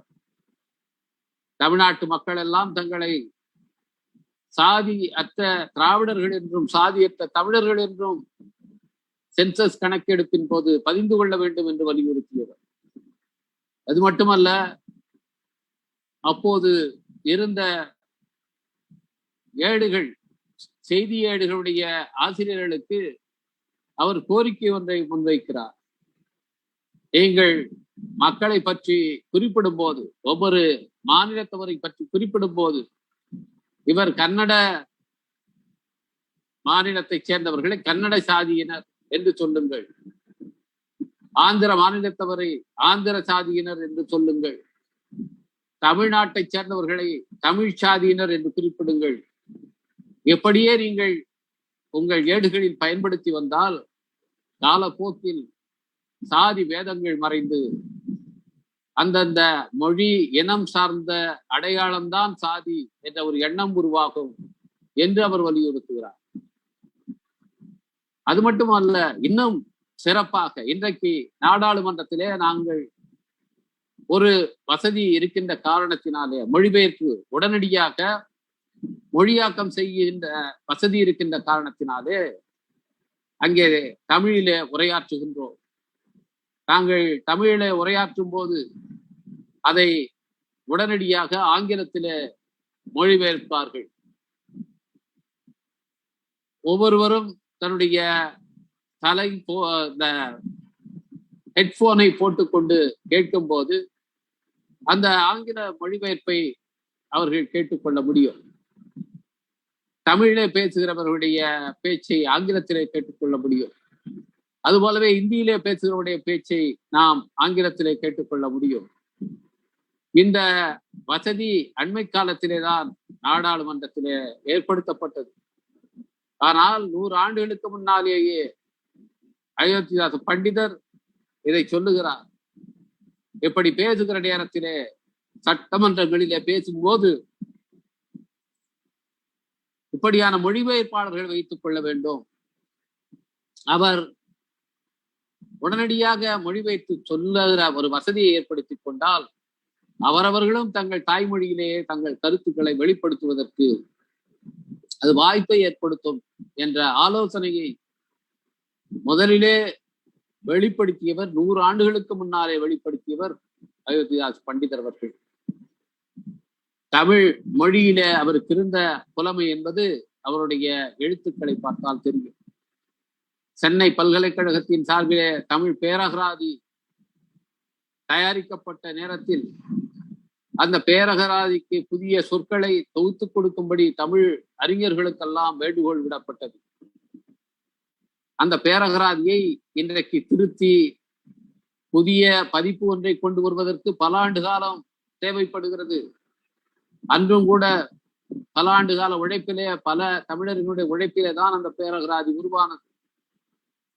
அந்த பேரகராதிக்கு புதிய தமிழ் சொற்களை வழங்கிய தமிழறிஞர்கள் பட்டியலை எடுத்து பார்த்தீர்களேயானால் அதிலும் அயோத்திதாச பண்டிதர் பெயரை நீங்கள் பார்க்கலாம். அந்த அளவுக்கு தமிழ் மொழியின் மீது மிகுந்த ஆளுமை கொண்ட அறிஞராக இருந்தவர் அவர். பன்மொழி புலமை வாய்ந்தவராக இருந்தவர் அவர். பாலி மொழியில அவருக்கு இருந்த புலமை காரணமாகத்தான் புத்தருடைய சரித்திரத்தை, வரலாற்றை புத்தரது ஆதிவேதம் என்கிற தலைப்பிலே அவர் தொடராக தமிழீட்டிலே எழுதி வெளியிட்டார். நூலாக 1912ஆம் ஆண்டிலே அதை பதிப்பித்தார். அத்தகைய ஆளுமை கொண்ட அயோத்திதாச பண்டிதர் இந்தி திணிப்பை எதிர்த்தவர். அன்றைக்கு இருந்த தமிழறிஞர்கள், குறிப்பாக மகாகவி பாரதியார் போன்றவர்கள் எல்லாம் கூட சமஸ்கிருதத்தை ஏற்றுக்கொண்டார்கள். ஆங்கிலத்துக்கு இணையாக உடனடியாக தமிழிலே சொற்கள் கிடைக்கவில்லை என்றால் சமஸ்கிருத சொற்களை ஆக்கிக் கொண்டார். அதன் மூலம் இந்தியா முழுவதும் அது தெரிவதற்கு வாய்ப்பு ஏற்படும் என்று பாரதியார் குறிப்பிட்டார். சமஸ்கிருதத்தினுடைய மேன்மையை பாராட்டியவர் மகாகவி பாரதியார் அவர்கள். ஆனால் தமிழின் பெருமையை அந்த நேரத்திலேயே துணிச்சலோடு எடுத்துச் சென்றவர் அயோத்திதாச பண்டிதர் அவர்கள். ஆனால் தமிழறிஞர்கள் என்று பாராட்டப்படும் போது, தமிழ்நாட்டினுடைய மொழிக்கு பெருமை சேர்த்தவர்கள் என்று பட்டியலிடப்படும் போது எங்குமே நீங்கள் அயோத்திதாச பண்டிதரின் பெயரை பார்க்க முடியாது. இப்பொழுதுதான் தொடர்ச்சியாக விடுதலை சிறுத்தைகளுடைய போராட்டத்தின் காரணமாக 2006 ஆண்டிலே தலைவர் எழுச்சி தமிழர் அவர்களுடைய வழிகாட்டுதலில் நான் சட்டமன்ற உறுப்பினராக இருந்த நேரத்தில் 2007 ஆண்டு பண்டிதர் நடத்திய தமிழன் வார ஏட்டினுடைய 100ஆண்டு. எனவே அந்த 100ஆண்டை அரசு சார்பில் விழாவாக நடத்த வேண்டும் என்ற கோரிக்கையை நான் சட்டப்பேரவையில் என்னுடைய உரையில் வைத்தேன். அதை ஏற்றுக்கொண்ட அன்றைய முதல்வர் கலைஞர் அவர்கள் அரசு சார்பிலேயே தமிழன் வார இதழுடைய 100ஆண்டை அன்றைய நிதியமைச்சர் பேராசிரியர் அவர்கள் தலைமையிலே நடத்தினார். அயோத்திதாஸ் பண்டிதர் அவருடைய நூல்களை எல்லாம் நாட்டுடைமையாக்கி அவருடைய உறவினர்களுக்கு 10 லட்சம் ரூபாய் நிதி தமிழக அரசால் வழங்கப்பட்டது. அதன் பின்னர் தொடர்ச்சியாக அதிமுக ஆட்சியிலே, இதற்கு முன்னால் அமைந்திருந்த ஆட்சியிலே தமிழ் வளர்ச்சித்துறையினுடைய பொறுப்பாளராக இருந்த திரு பாண்டியராஜன் அவர்களை அணுகி பண்டிதர் அவர்கள் பெயரிலே ஒரு விருது ஒன்றை தமிழக அரசு வழங்க வேண்டும், அவருடைய பெயரிலே ஆய்விருக்கை ஒன்றை தமிழ் பல்கலைக்கழகத்தில் உருவாக்க வேண்டும் என்று நான் கோரிக்கை வைத்தேன். அதில் ஒரு கோரிக்கை ஏற்கப்பட்டு பண்டிதர் பெயரிலே விருது தமிழக அரசால் அறிவிக்கப்பட்டது. இன்றைக்கு நமது கட்சியின் சார்பிலே நம்முடைய தலைவர் எழுச்சி தமிழர்களுடைய உழைப்பின் பெருமதியாய் 4 சட்டமன்ற உறுப்பினர்களை நாம் பெற்றிருக்கின்றோம். அந்த வாய்ப்பை பெற்று இன்றைக்கு சட்டமன்ற குழு தலைவராக இருக்கின்ற நம்முடைய தலைவர் தோழர் சிந்தனை செல்வன் அவர்கள் பண்டிதர் பெயரிலே ஒரு மணிமண்டபத்தை அமைக்க வேண்டும் என்ற கோரிக்கையை தன்னுடைய முதல் உரையிலே, கன்னி உரை என்று சொல்வார்களே, மெய்டன் ஸ்பீச், அதிலேயே அவர் பதிவு செய்தார். அது இன்றைக்கு ஏற்கப்பட்டு பண்டிதருக்கு மணிமண்டபம் அமைக்கப்படும் என்கின்ற அறிவிப்பு வெளியாகி இருக்கிறது.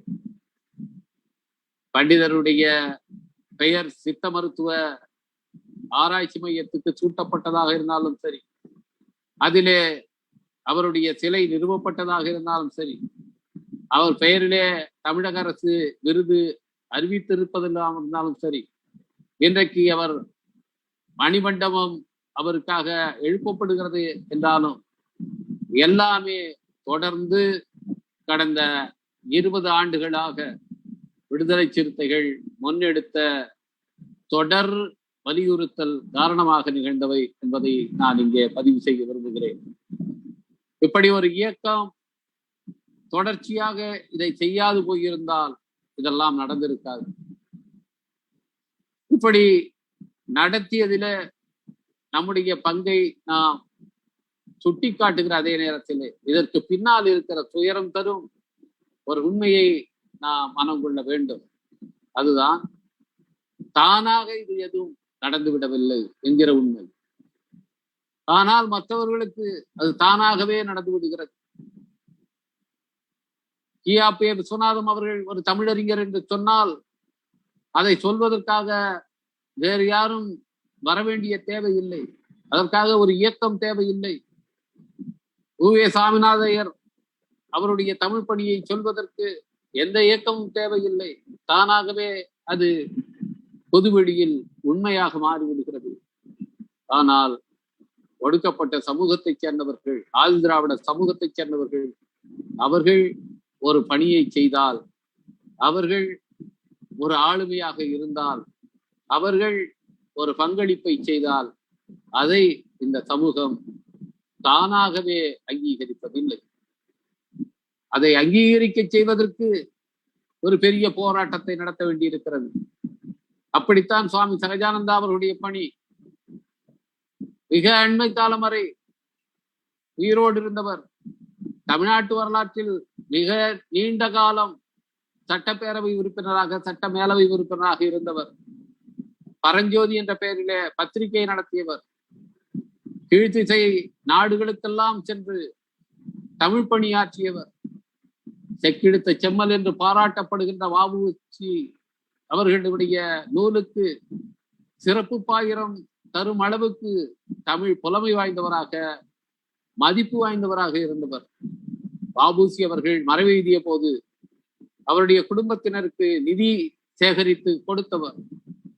தன்னுடைய தொலைநோக்கான பார்வையோடு சிதம்பரத்திலே கல்வி நிறுவனங்களை நிறுவியவர். 2 முறை அங்கே காந்தியடிகள் வந்திருக்கின்றார்.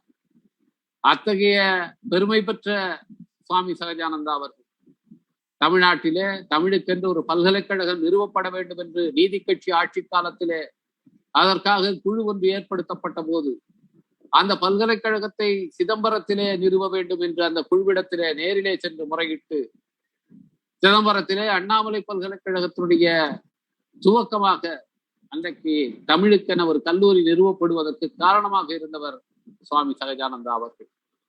அத்தகைய மதிப்பு வாய்ந்த சுவாமி சகஜானந்தா அவர்களை யாரும் இங்கே எடுத்து பேசியது கிடையாது. நந்தனார் பள்ளியின் உள்ளே போய் பார்த்தால் ஆண்கள் பள்ளியில அவருக்கு என்று ஒரு சிலை இருக்கும். அந்த மாணவர்கள் ஒரு பாடலை பாடுவார்கள்.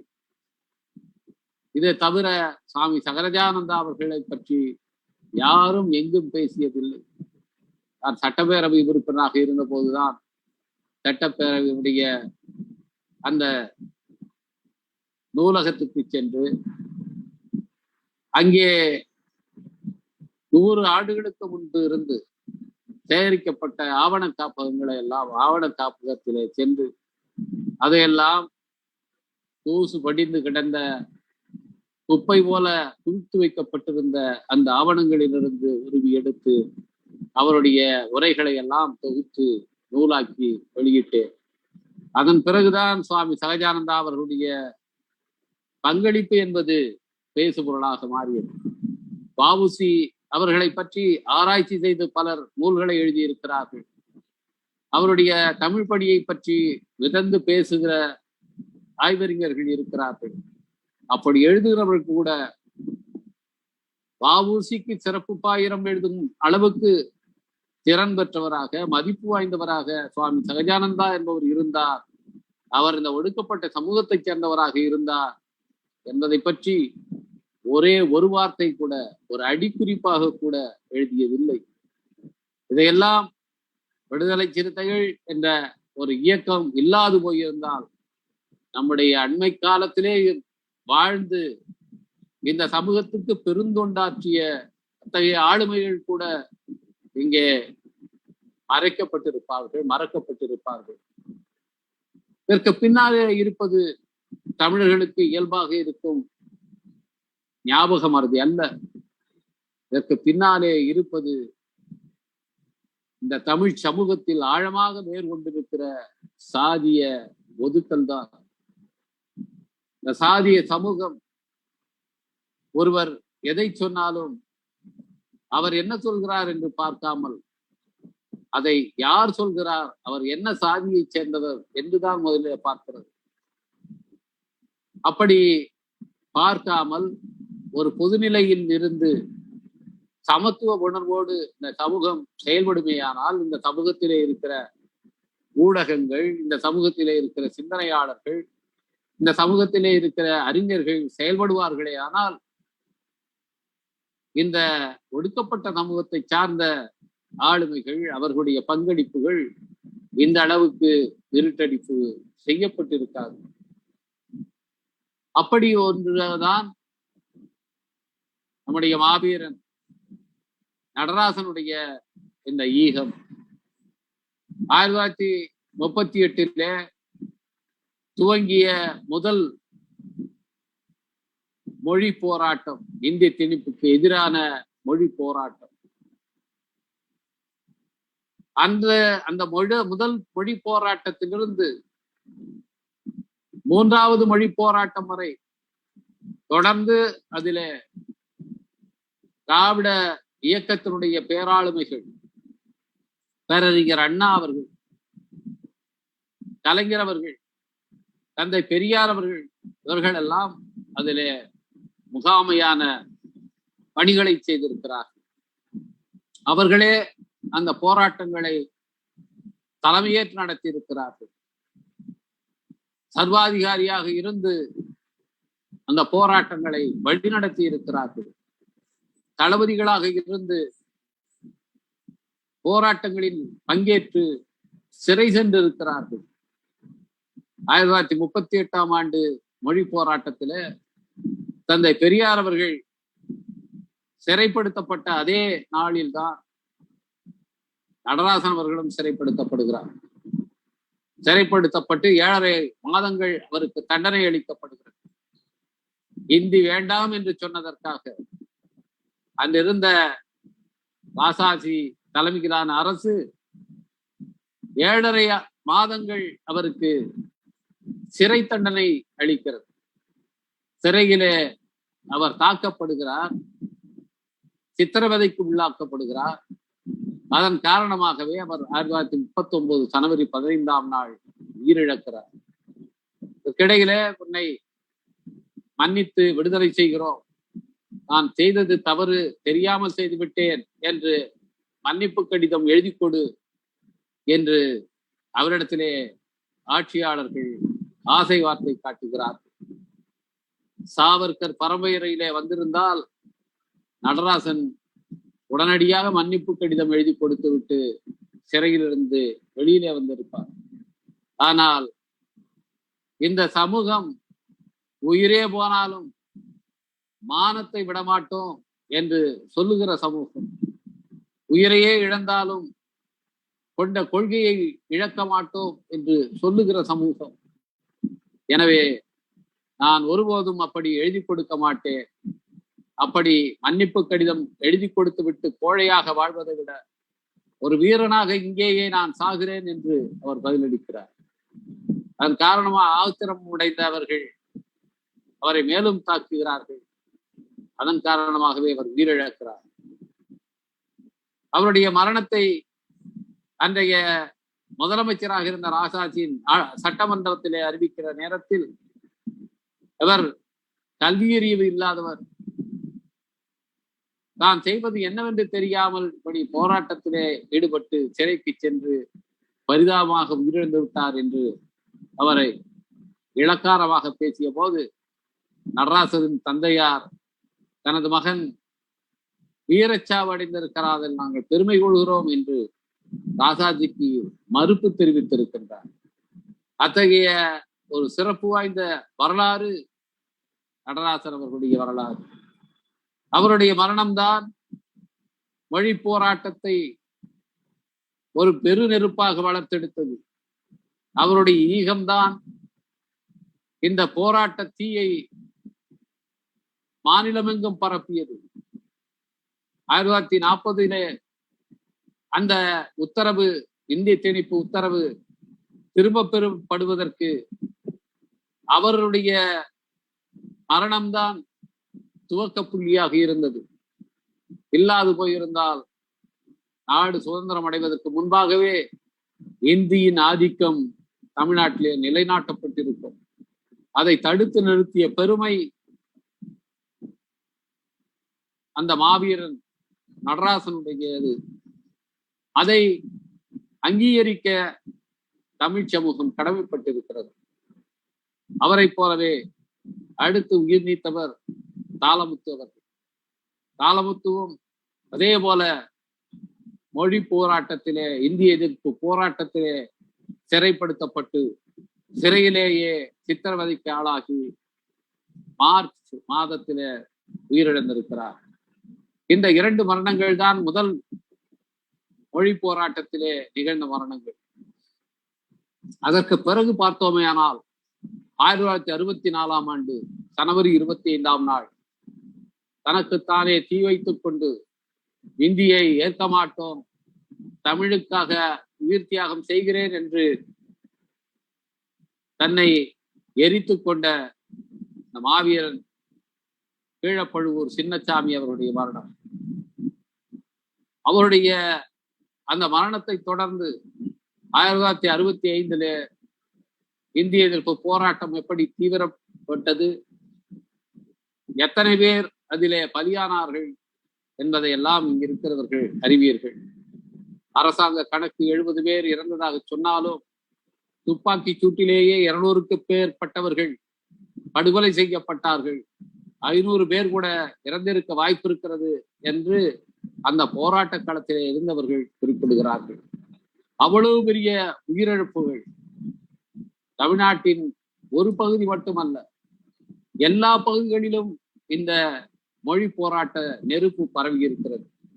எல்லா இடங்களிலும் இந்த மொழி போராட்டத்திலே தன்னை மாய்த்து கொண்ட ஈகியர் இருந்திருக்கிறார்கள்.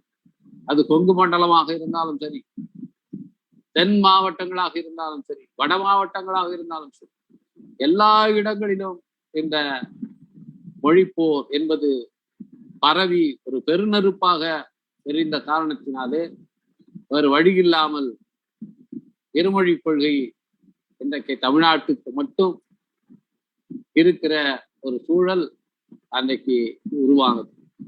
அப்படி மொழி போருக்காக இவ்வளவு பேர் உயிரித்த நிகழ்வு, ஒரு மொழியை காப்பதற்காக இவ்வளவு பேர் தங்களை மாய்த்து கொண்ட வரலாறு இந்தியாவிலே வேறு எங்கும் கிடையாது. இதற்கு காரணம் என்ன? தமிழர்கள் என்ன மொழி பித்தர்களா, மொழி வெறியர்களா? எதற்காக அவர்கள் இப்படி இருக்கிறார்கள் என்பதை நாம் தெரிந்து கொள்ள வேண்டும் என்று சொன்னால், தமிழ் இனத்தினுடைய வரலாற்றை நாம் தெரிந்து கொண்டாக வேண்டும்.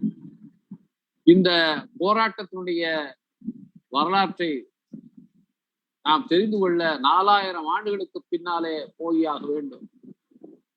மொஹஞ்சதாரோவில் இருந்த சிந்துவெளி நாகரிகத்தை உருவாக்கிய அந்த மக்கள் அங்கிருந்து ஹரப்பாவிலிருந்து புலம்பெயர்ந்து இந்தியாவிலே தென்பகுதியை நோக்கியும் வடபகுதியை நோக்கியும் போகிறார்கள். தென்பகுதியை நோக்கி வந்தவர்கள் தான் தமிழ்நாட்டிலே வந்து குடியேறுகிறார்கள். வடபகுதியை நோக்கியும் போய் பல்வேறு இடங்களிலே அவர்கள் குடியேறுகிறார்கள்.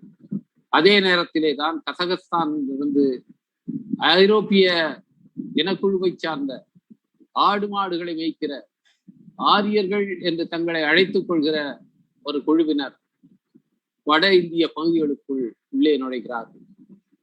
குதிரைகளை சவாரி செய்து ஆடு மாடுகளை மேய்த்து கொண்டு அவர்கள் நாடோடிகளாக, நோமாடிக் ட்ரைப்ஸ் என்று சொல்வார்களே, நாடோடி குழுக்களாக அப்படி இங்கே வந்தவர். அவர்களோடு வந்ததுதான் சமஸ்கிருதம், அந்த சமஸ்கிருதத்தினுடைய ஆரம்ப கட்ட மொழி. அந்த நேரத்திலே அவர்கள் வருகிற நேரத்திலே இந்தியா முழுவதுக்கும் பரவியிருந்த மொழியாக தமிழ்தான் இருந்தது. இதை இன்றைக்கு மானுடவியல் ஆய்வுகள், தொல்லியல் ஆய்வுகள், ஏன் மரபணு ஆய்வுகள் எல்லாமே நிரூபணம் செய்து கொண்டிருக்கின்றன. மொஹஞ்சதாரோவில் கண்டெடுக்கப்பட்ட அந்த சித்திர எழுத்துக்கள் இதுவரை முழுமையாக படித்தறியப்படவில்லை. அதில மிகப்பெரிய புலமை பெற்றவர் அஸ்கோ பர்போலா என்கிற மொழியியல் அறிஞர்.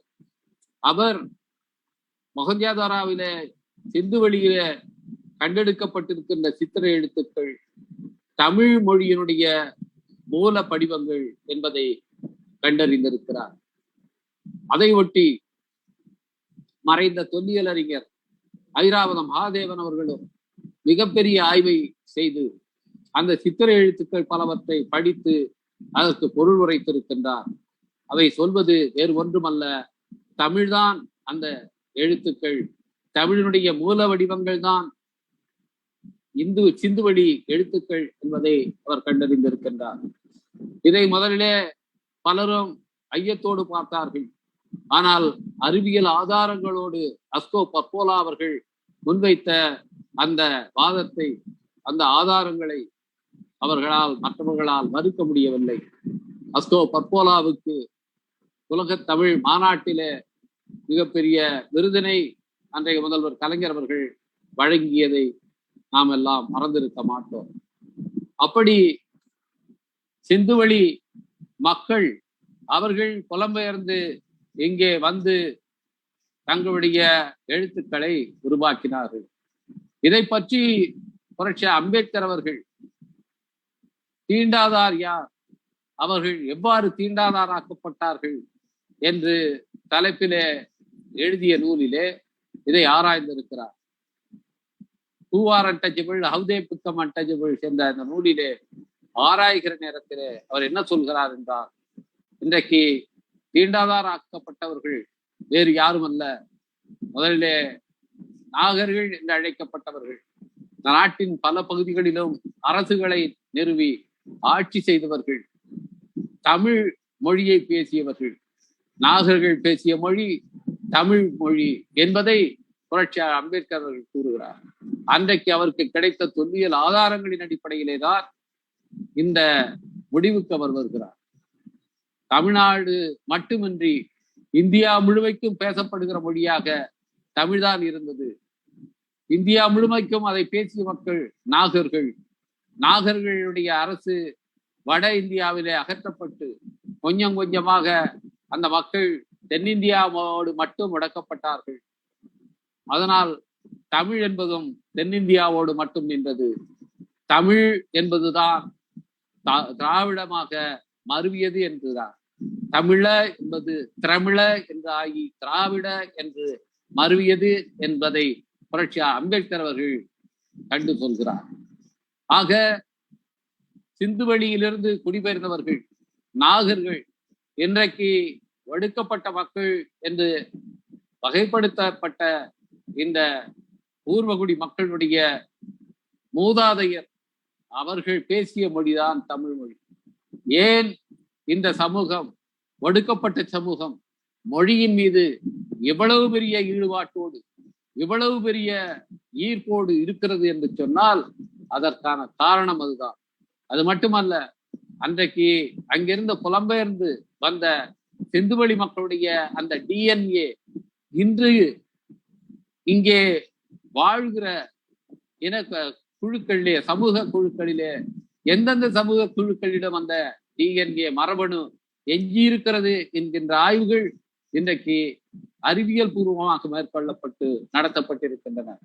அந்த ஆய்வுகளின் முடிவுகளிலே ஒன்று, இங்கே இருக்கிற பறையர் சமூகத்தினர் இருக்கிற மரபணு என்பது சிந்துவெளி மக்களுடைய அந்த மரபணுவினுடைய தொடர்ச்சியை அவர்களுடைய மரபணுவிலே காண முடிகிறது என்று அறிவியல் அறிஞர்கள் என்று கண்டறிந்து சொல்லி இருக்கிறார்கள்.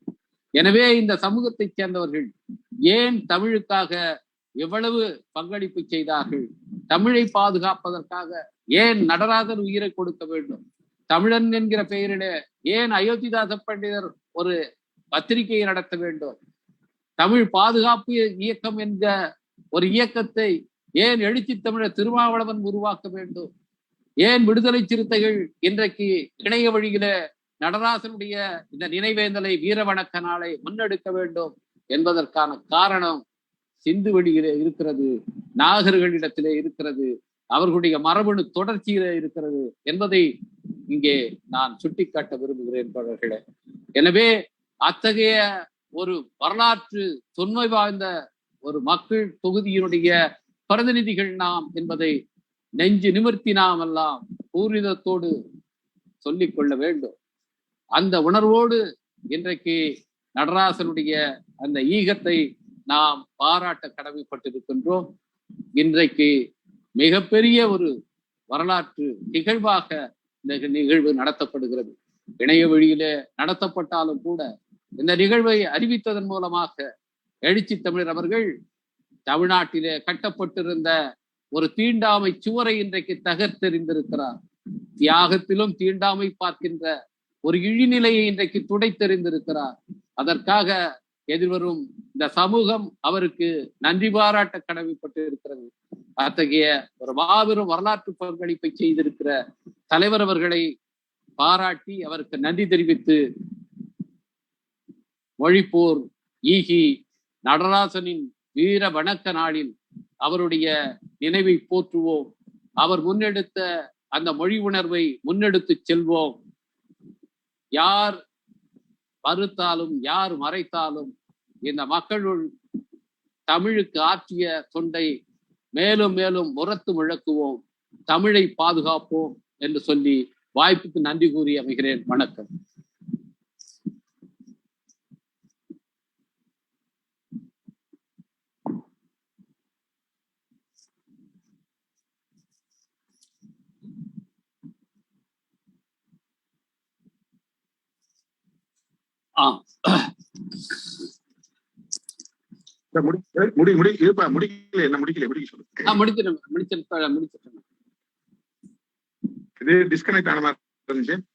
இல்ல இல்ல இல்ல.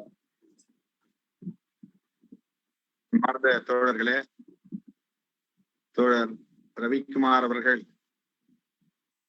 ஆழமான கருத்துரையை தமிழ் சமூகத்திற்கு வழங்கியிருக்கிறார். ஒரு நீண்ட நெடிய உரை சிந்து சமவெளி நாகரிகத்தில் இருந்து இன்றைய நாள் வரையில் எப்படி இந்த மரபணு வழியிலான உணர்வுகள் கடந்து வந்திருக்கின்றன, நம்மோடு அது இன்னும் உயிர்ப்போடு இருக்கின்றன என்பதை வரலாற்று தரவுகளோடு எடுத்துரைத்திருக்கிறார் தோழர் ரவிக்குமார் அவர்கள். அயோத்திதாச பண்டிதர், சுவாமி சகஜானந்தா போன்றவர்கள் பூர்வ குடிகளின் மேம்பாட்டுக்காக பாடுபட்டவர்கள் என்றாலும் கூட ஒட்டுமொத்தமாக தமிழ் சமூகத்தின் மேம்பாட்டுக்காக தங்களை அர்ப்பணித்துக் கொண்டவர்கள் என்பதை உரிய ஆதாரங்களோடு எடுத்துரைத்திருக்கிறார். பொதுவாக இந்த சமூகத்தில் தோன்றிய மகான்கள் அனைவருமே, மேதைகள் அனைவருமே பரந்த பார்வை உள்ளவர்களாக, விரிந்த நோக்குள்ளவர்களாக, ஒட்டுமொத்த மனித குலத்தின் நலன்களில் அக்கறை உள்ளவர்களாக விளங்கி இருக்கிறார்கள். குண்டு செட்டிக்குள்ளே குதிரை ஓட்டக்கூடியவர்களாக இல்லை. தம் சாதி, தம் குலம் என்கிற அடிப்படையிலே அவர்கள் குறுகிய நோக்கம் கொண்டவர்களாக இல்லை. அதற்கு சான்றுகளாகத்தான் பண்டிதர் அவர்களும் சுவாமி சகஜானந்தா அவர்களும் தமிழ் மண்ணிலே பாடாற்றி இருக்கிறார்கள் என்பதை தோழர் ரவிக்குமார் அவர்கள் உறுதிப்படுத்தப்பட்ட ஆதாரங்களோடு உரையாற்றி இருக்கிறார். சுவாமி சகஜானந்தா வரலாற்றில் இருட்டடிப்பு செய்யப்பட்டிருக்கிறார். பண்டிதர் அயோத்திதாசர் அவர்களும் அப்படி இருட்டடிப்பு செய்யப்பட்டவர்தான். அவர் குறிப்பிட்டதை போல விடுதலை சிறுத்தைகளின் முன்முயற்சியால் இன்றைக்கு ஒரு சில நகர்வுகளை நாம் சாதித்திருக்கிறோம். ஆட்சியாளர்களை செயல்பட வைத்திருக்கிறோம். இத்தகைய வரலாற்று உண்மைகளை இளம் தலைமுறையினர் அறிந்து கொள்ள வேண்டும், உணர்ந்து கொள்ள வேண்டும் என்கிற அடிப்படையில் தான் இந்த நிகழ்ச்சியை நாம் ஒருங்கிணைத்திருக்கிறோம். ஒரு சில நாட்களுக்கு முன்பு தோழர் ரவிக்குமார் அவர்களோடு நான் இந்த நேரம் பேசிக் கொண்டிருந்த சூழலில் இந்த சிகிச்சைக்கு வருவதற்கு முன்னதாக நடராசன் நினைவேந்தலை கொண்டாடுவது குறித்து தோழர் ரவிக்குமார் அவர்கள் கருத்துக்களை பகிர்ந்து கொண்டார். மொழி போராளி நடராசன் அவர்கள்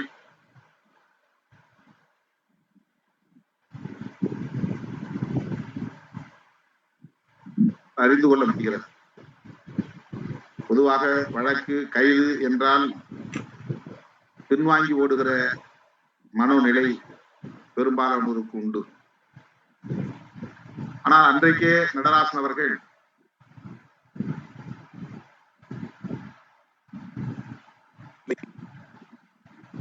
ஒரு பிள்ளையாக சாவதை விட ஒரு வீரனாக சாவதையே நான் விரும்புகிறேன் என்று அந்த நாளில் அவர் தன்னுடைய கைதை பற்றி கவலைப்படாமல் சிறைக்கு சென்றவர். 7.5 மாதங்கள் தண்டனைக்குள்ளார்.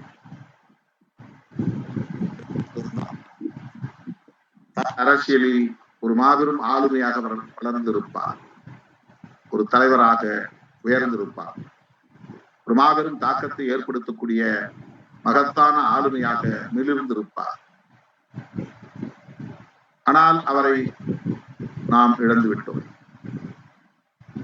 அப்படிப்பட்ட அந்த நடராசன் இங்கே நினைவு கூறப்படவில்லை என்பது திட்டமிட்ட ஒரு செயல் அல்லது சதி செயல் என்று நாம் சொல்லவில்லை என்றாலும் கூட அது ஏன் மறைக்கப்படுகிறது அல்லது இருட்டடிப்பு செய்யப்படுகிறது என்கிற கேள்விக்கு விடை தெரியவில்லை.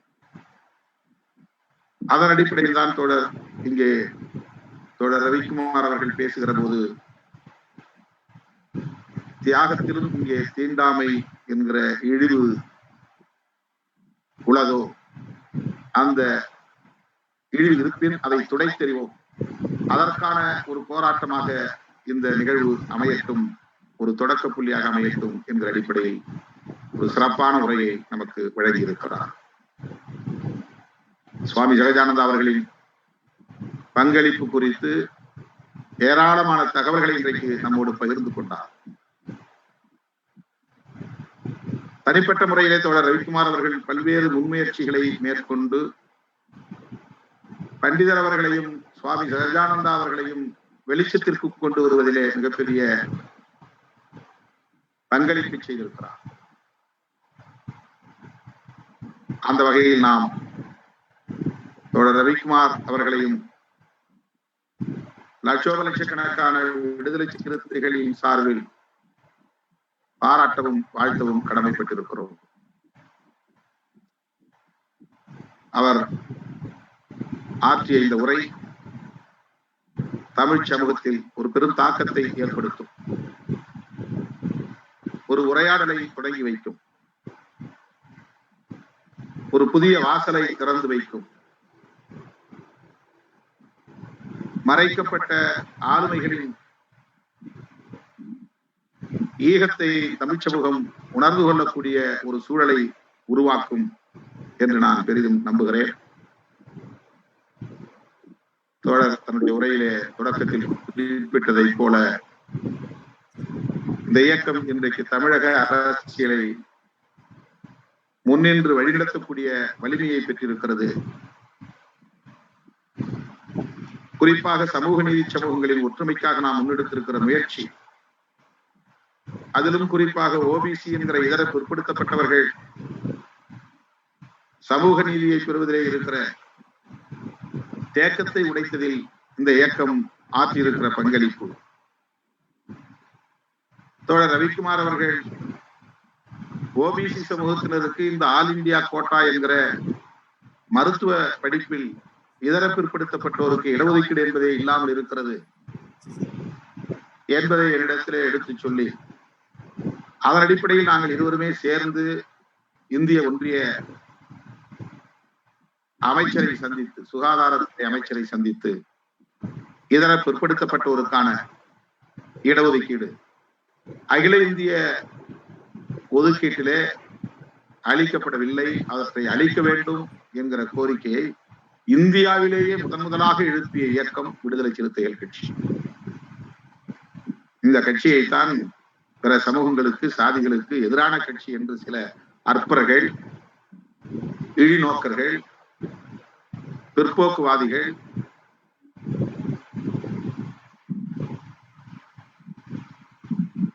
இரண்டு பேர் சேர்ந்து முதலாக கடந்த 2019 ஜூன் மாதம் 28ஆம் தேதி அமைச்சரை சந்தித்து மனு கொடுத்து விலக்கி பேசிவிட்டு வந்தோம். பிறகு திராவிட முன்னேற்ற கழகத்தின் முன்னணி தலைவர்களோடு இது குறித்து நாம் பேசினோம். அதன் பின்னர் தான் இது சூடு பிடித்தது. திமுக உள்ளிட்ட பல்வேறு இயக்கங்கள் இந்த களத்திலே தீவிரமாக இறங்கின. பல்வேறு நகர்வுகள் அடுத்தடுத்து நிகழ்ந்தன. இன்றைக்கு அதில் வெற்றி பெற்றிருக்கிறோம். அகில இந்திய ஒதுக்கீட்டில் மருத்துவ படிப்பில் இதர பிற்படுத்தப்பட்ட சமூகத்தினர், அதாவது தமிழகத்தை பொறுத்தவரையில் பிற்படுத்தப்பட்டவர்கள், மிகவும் பிற்படுத்தப்பட்டவர்கள் என்கிற இந்த இரு பிரிவை சார்ந்த சமூகத்தினர் பயன்பெறக்கூடிய நிலை இன்றைக்கு உருவாகி இருக்கிறது. மிகப்பெரிய அளவிலே அது பயன் தந்திருக்கிறது. இத்தகைய பங்களிப்பை இந்த இயக்கம் தொடர்ந்து களத்தில் ஆற்றி வருகிற சூழலில் தமிழ் தேசிய களத்திலும் பல்வேறு முன்னெடுப்புகளை எடுக்கிறோம். அதிலே ஒன்றுதான் இன்றைக்கு நாம் எடுத்திருக்கிற இந்த முன்னெடுப்பு. இது ஒரு தமிழ் தேசிய அரசியலாக பார்க்க வேண்டும்.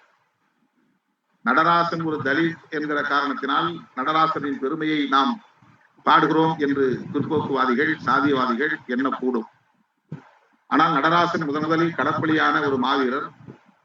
அந்த நடராசன் ஏன் உரிய அளவிலே மதிக்கப்படவில்லை, நினைவு கூறப்படவில்லை?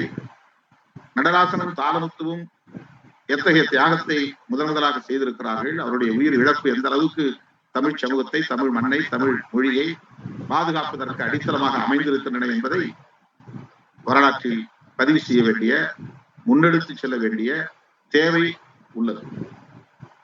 இன்றைக்கு மொழிவழி மாநிலங்கள் பிரிந்த பிறகு மொழிவழி தேசியம் என்பது அந்தந்த மாநிலங்களில் உயிர்ப்பிக்கப்பட்டிருக்கிறது, வலுப்பெற்று வருகிறது.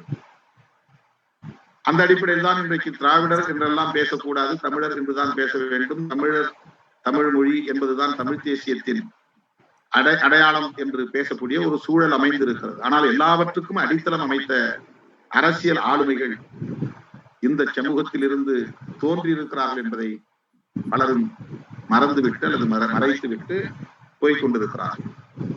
சொல்ல போனால் புரட்சியாளர் அம்பேத்கர் அவர்களுக்கு அவர்தான் ஒரு முன்னோடி, பண்டிதர் அயோத்திதாசர் தான் முன்னோடி, கருத்தியல் முன்னோடி, சிந்தனை முன்னோடி என்று சொல்லலாம்.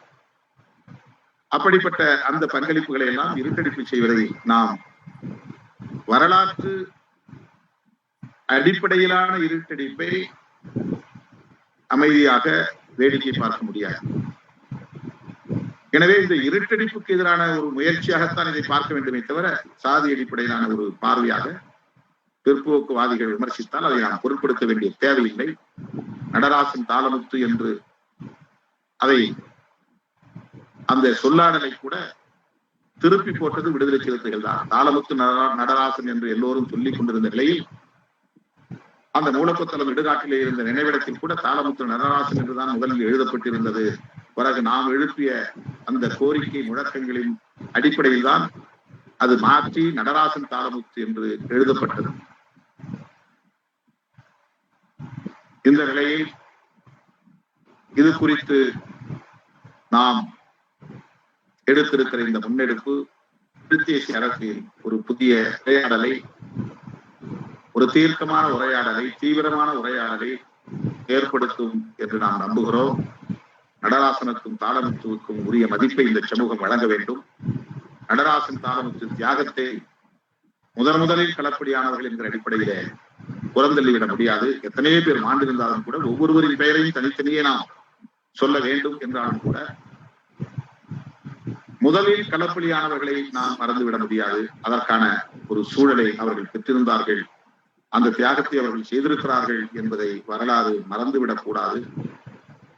இன்றைக்கும் நம்முடைய பண்டிகைகளையும் நம்முடைய பண்பாட்டு கூறுகளையும் எப்படியாவது ஊடுருவி சிதைத்து விட வேண்டும், அதற்கு மத அடையாளத்தை பூசிவிட வேண்டும் என்று துடித்துக் கொண்டிருக்கிற சனாதன சக்திகளை எதிர்த்து இந்த மண்ணில் உறுதியோடு நின்று போராடி கொண்டிருக்கிறோம்.